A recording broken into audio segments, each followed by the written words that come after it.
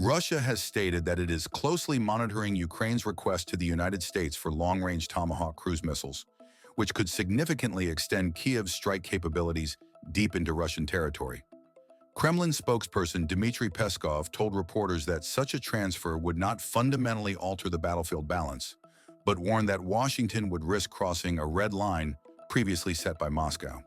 He reiterated that supplying these weapons would be viewed as direct Western interference in the conflict. Peskov asked, "The question as before is this: who can launch these missiles?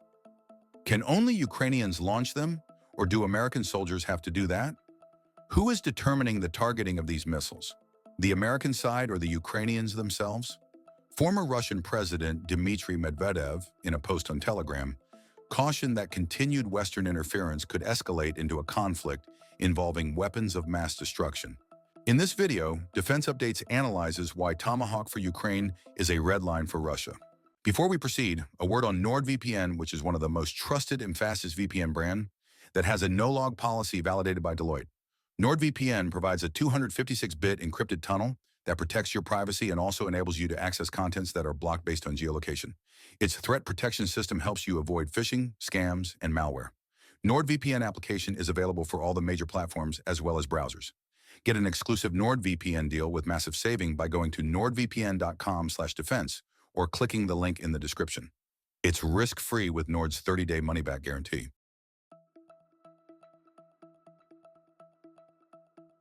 Ukrainian President Volodymyr Zelensky revealed that he formally requested Tomahawk cruise missiles during his meeting with U.S. President Donald Trump on the sidelines of last week's United Nations General Assembly in New York.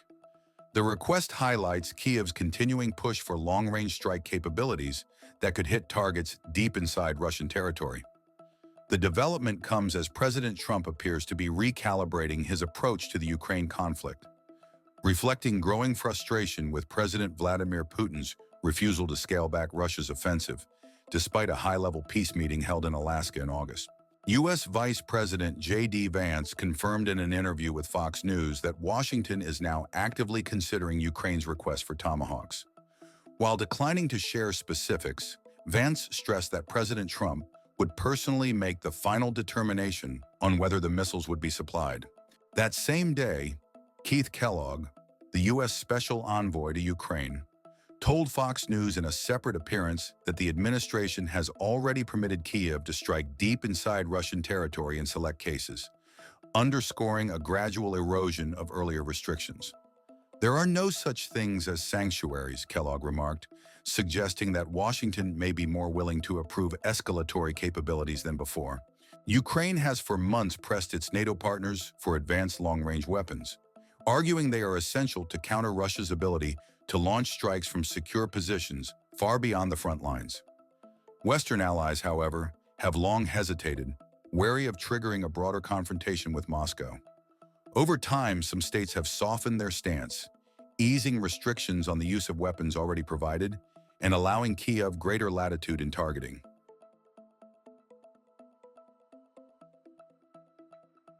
The Tomahawk is a long-range, all-weather, jet-powered subsonic cruise missile originally developed in the 1970s by General Dynamics and today produced by RTX's Raytheon Missiles and Defense business.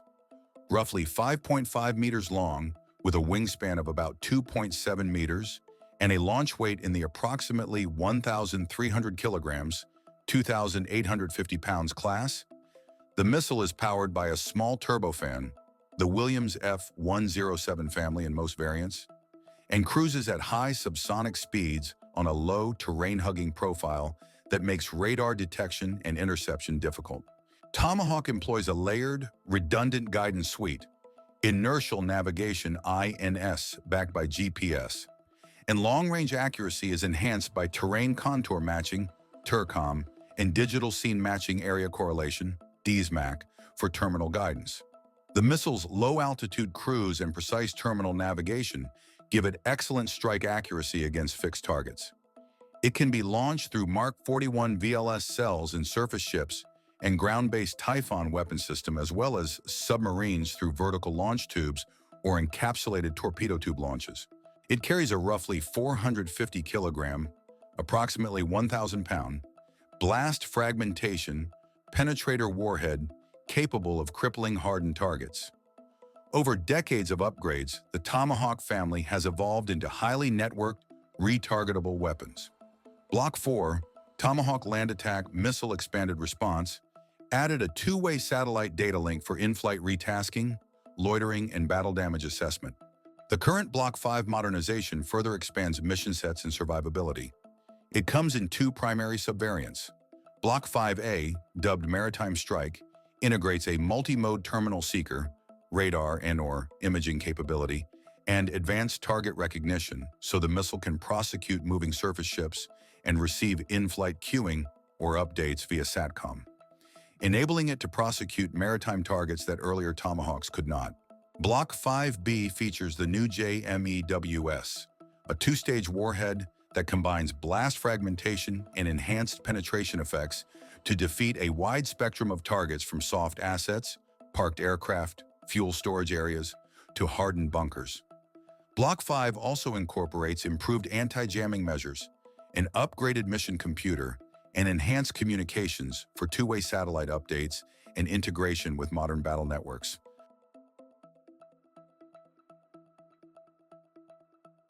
Moscow has previously said that it will consider the provision of targeting data or intelligence to launch attacks as crossing the line, but it didn't do much, and Western intelligence continues to support Ukraine's efforts. In 2023, British Storm Shadow and its French counterpart Scalp EG, which have a range of around 550 kilometers, 342 miles, were provided in limited numbers. Further, in April 2024, the U.S. sent Ukraine its Army Tactical Missile Systems, a surface-to-surface missile system that can hit targets up to 300 kilometers, 186 miles away.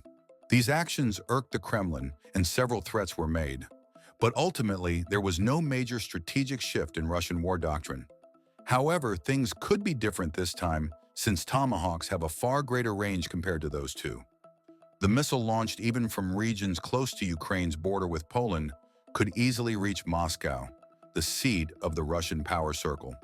This has major implications, since who's who of Russia, and in general, Moscow's population, has remained impervious to the conflict to a substantial extent, especially when it comes to physical harm.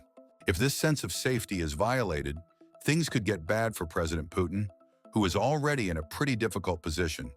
While Ukraine's Flamingo is designed to strike targets at ranges exceeding 3,000 kilometers, 1,864 miles, it has very high radar cross-section and is much less hardened against electronic warfare, limiting its battle efficacy.